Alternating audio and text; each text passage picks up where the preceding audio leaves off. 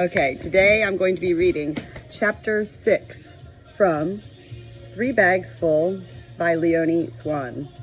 This is a journey that I began.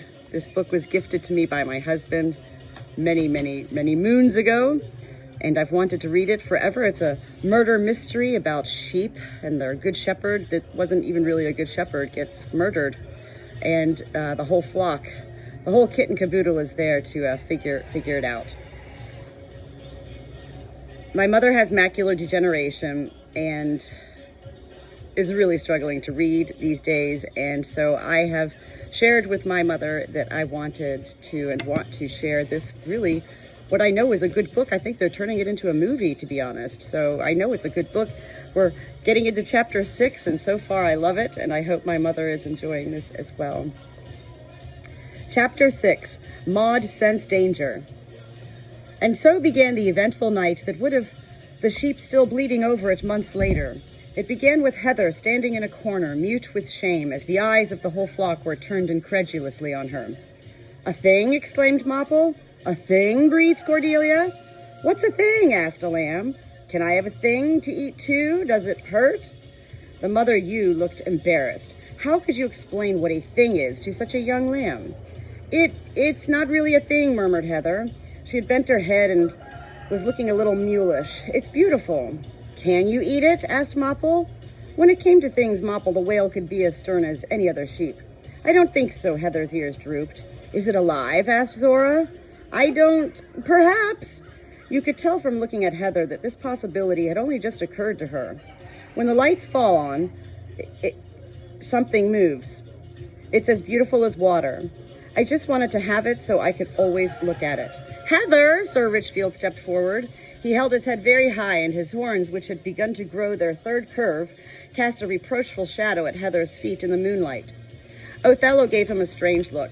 Suddenly you could understand why Richfield was still the lead ram.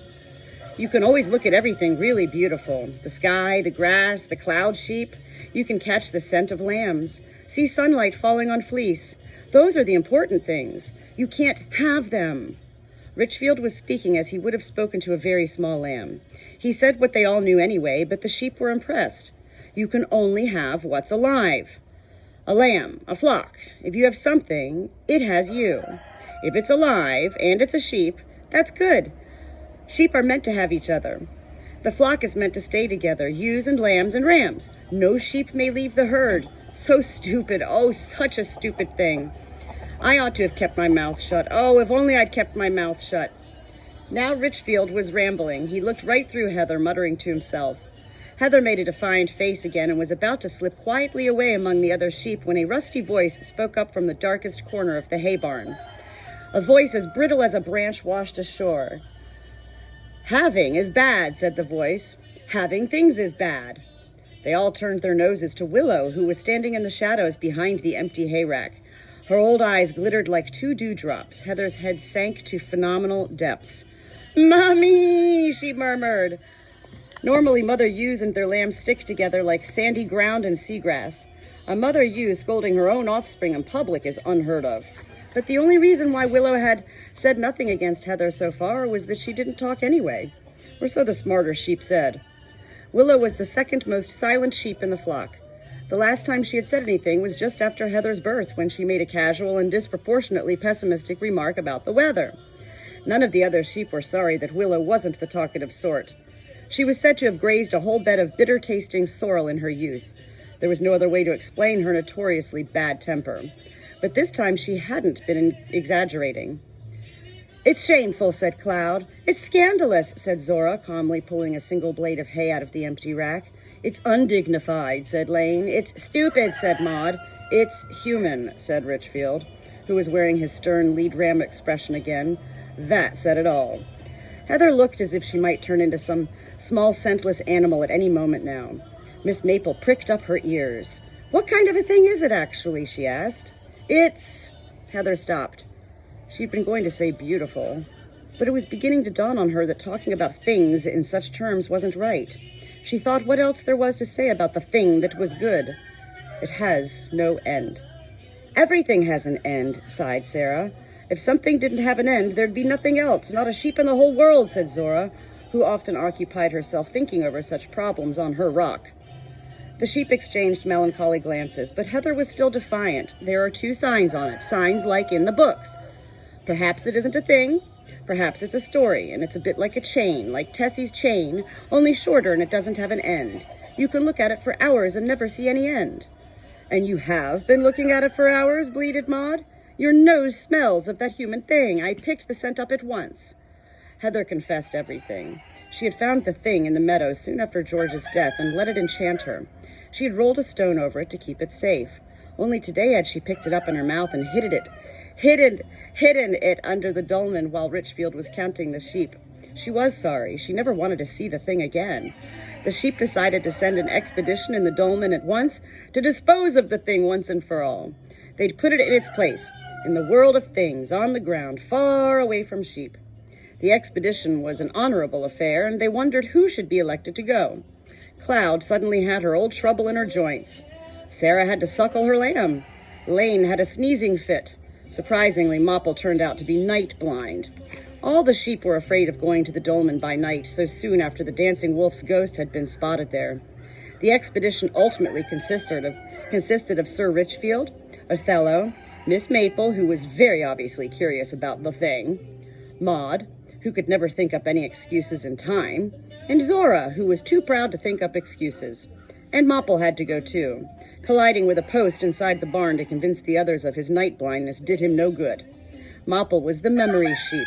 Mopple had to be one of the party. A mild, warm, moonlit night awaited them outside. You could see all the way to the cliffs from the shepherd's caravan, but the tangy nocturnal aromas dulled the sheep's powers of smell. Led by Richfield, they trotted to the dolmen. Maud stayed out in the open so that her keen nose could instantly scent any wolf ghosts that might turn up. The rest of the sheep put their heads in to look under the capstone of the dolmen. Mopple and Zora from one side, the others from the opposite. Othello scraped up the earth with his hooves and uncovered the thing. They couldn't see it at first because of the shadows they cast on the prehistoric tomb. A human smell rose to them, almost disguised by the scents of the night. The smell of a sweaty hand, metal, and an unidentifiable sharp nostril tickling scent. Maple persuaded Mopple to step back a little away, and as the fat ram retreated, offended, a broad shaft of moonlight fell brightly on the thing. Secretly, they had all been expecting something rather beautiful, or as beautiful as a thing can be. But what they saw lying in the dust in front of them was just a kind of thin chain with a piece of metal on it. Sure enough, it didn't come to an end because it formed a circle. But that was all there was to its endlessness. They stared scornfully at the human thing. There really are signs on it, said Sir Richfield, who was embarrassed by the way he had lost his train of thought a little while ago. Now his good eyesight could regain him respect. The first sign is sharp like a bird's beak pointing upwards, he added, with a line through the middle of it, and the other one is like a stomach on 2 legs. That means it stands for one of the 2 legs. I think it's a bad sign, Richfield looked resolutely at the rest of them. Mopple wanted to throw the thing off the cliffs. Zora wouldn't hear of throwing it off the cliffs. She thought the cliffs were too good for a thing like that. Maud bleated in surprise, but no one took any notice of her. Sir Richfield thought they should bury the thing, although he didn't want to touch it personally. Maud bleated again. Mopple wouldn't have minded touching the thing, but he didn't want to bury it and then maybe find himself grazing on top of it later. Miss Maple surprised them all. "We'll keep the thing," she said. "It's a clue. It turned up after George's death. It may be something the murderer dropped." "Well, like our own droppings, I mean," she added, when Sir Richfield looked at her blankly. "It doesn't smell like droppings," objected Mopple. Maud bleated in alarm. Maple shook her head impatiently. "It occurred to me back in the barn just now. Human beings are attached to things. Things attach themselves to human beings. If we keep a close eye on things, we'll find the murderer." At this moment, Maud squeezed her way in under the dolmen with the others, and seconds later a beam of light swept past them. 3 people followed it closely. The beam of light came to rest on George's caravan and swept up the walls. It was looking for somewhere to hide. "Switch that damn fool torch off," said a voice. "Bright enough to count grains of wheat out here," said, "and Tom O'Malley has to bring a torch along." The beam of light had found a gap to slip through and suddenly disappeared. "That's right, keep on shouting our names out. I'm wondering, did we put these stupid stocking masks on for nothing?" complained another voice. The sheep knew that voice from the day before. Harry the Sinner. Tom O'Malley chuckled. The sheep noticed that he didn't smell of drink. They'd almost failed to recognize him. "Hey," he said. "Hey, why so jumpy? We're not doing nothing wrong. We're doing what's got to be done for Glenkill." "For Glenkill," murmured Harry. "For my arse," said the voice they heard first. The thin man called Josh. "Either we stop right here to sing Where Glen Kills Bonny Hills So Bright, or we finally get that damn van open and look for the stuff." No one opted for singing. The sheep were relieved. 3 shadowy figures marched towards the door of the shepherd's caravan, two stout forms and a tall, thin one. Metal glinted in the moonlight and keys rattled. They rattled for a long time. "It don't fit," said Harry the sinner. The thin man kicked the door 3 times. "Fuck, George! That's it, then." He pressed his nose flat against the 2 little glass windows of the caravan. He was so tall that he didn't even have to stand on tiptoe to do it. "Now what?" asked Tom. "We need that grass," said Harry, "so we break the door down." "Are you crazy?" said Josh. "I'm not doing that. That's a crime, that is." "So disposing of evidence is legal, is it?" said Harry scornfully. "If they find the dope here, it's all over. No fairy dolmen, no pony rides, no Celtic cultural center, no whiskey specialties, and you can stuff your seaside hotel." "Maybe there isn't any dope," said Josh. "What else would it be in there? How did old George keep his head above water all this time? With his few pathetic sheep? You must be joking. Did he ever want to sell up? Laughed in your face when you came along with your money, so he did. Here was this grand view just wasted on his sheep. And now he's dead at last. Do we want Glenkill getting itself in the papers as a mecca for the drug trade?" The sheep's knees were shaking with indignation. "Harry's in the right of it, Josh." Tom swayed back and forth a little out of habit. "Old George was in the way of throwing sheep droppings at tourists. Wouldn't let no one come up here, even fired a pistol off to scare us. And for why? He could have made a mint of money out of this land, so he could. But he was making a mint of money out of it already, that's what. Boats on the beach by night, the stuff gets took up to the caravan, he's off with it in his old banger next day." Josh shook his head again, but Tom had talked himself into a state of high excitement and shouted across the nocturnal meadow. "And don't you go thinking George was no innocent angel. There's kids as saw him of an evening with a black ram. Now there's perverted for you. I hate to think we might find in there, so I do." White faces appeared at the door of the hay barn. Every sheep in the meadow was now listening intently, and not just the sheep either. Maud had been sniffing the air uneasily for quite a time. She couldn't smell the men with stocking masks on from here. The nighttime sense, thankfully, had overlaid the nervous sweating of the intruders. But with every breath, she took the suggestion of a human scent wafted past her, a smell of the digestion of cooked food barely perceived.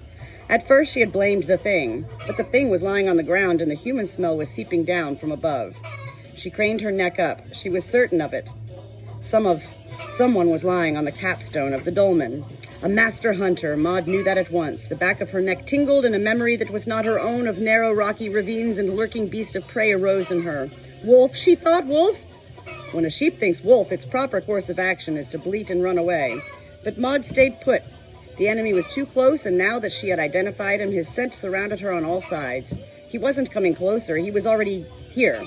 She stood there as if hypnotized, helplessly breathing the air in. It is surprising how easily fear can jump from sheep to sheep.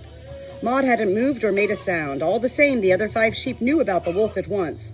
Maud's fast breathing told them how close the enemy was. Maud's own scent had turned salty with bitter undertones, speaking of flight and ambush. Their hearts galloped to all 4 points of the compass. But since Maud didn't move, the other sheep stood motionless too. Maud was their warning sheep. She knew most about the danger. All the sheep would do as she did. Maud was aware of her responsibility. Unable to run for it, she tried at least to scent the hunter on the roof above her as extensively as possible. The smell of smoke. A human being, that much was clear. He'd been eating onions not long before. Maud heard the man's stomach contracting around those giveaway onions.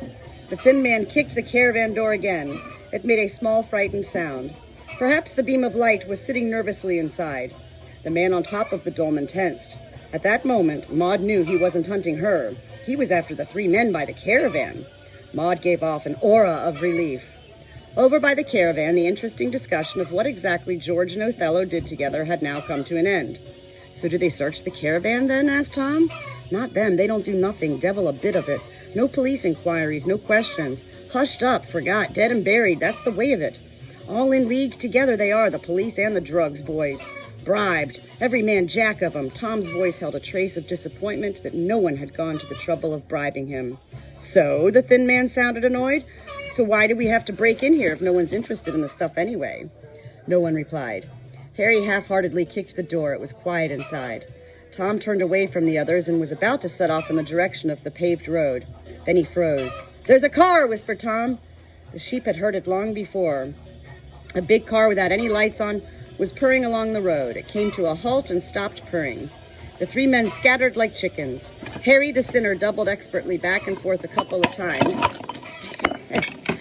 Ah, Cash! He's so bad. Cash, you're just going to ruin this whole moment. Oh, man, where was I? The sheep spilled out into the open like milk drops to meet the man coming up from the paved road. But he took no notice of them, nor did he seem surprised by the chaotic racing back and forth of bleating sheep in the meadow. He strolled towards the caravan at his leisure. Only 6 sheep stood motionless under the dolmen. Maud had resisted the general mood of disaster. She was still concentrating on the wolfman above their heads. He had pressed himself flat against the stone. The onions inside him were churning wildly. He was breathing fast. Maud realized that the master hunter himself was frightened. The man now beside the caravan didn't kick the door, he knocked. 1 short knock, 2 long knocks, another short knock. He waited. Soundlessly, he set to work on the lock. Now the master hunter's heart was beating like a sheep's. He dared not move. A faint, metallic click chirped in the air like a cricket's cry, but the door stayed shut. Finally, the man turned and walked back to the path across the fields. An engine hummed. Silence. Chapter 6. Let me just tell you, my sheep right here, what is wrong with him? He's a nightmare. You just about ruined that whole moment coming over here, Cash. I'm reading a book, a murder mystery sheep book, for crying out. Bah!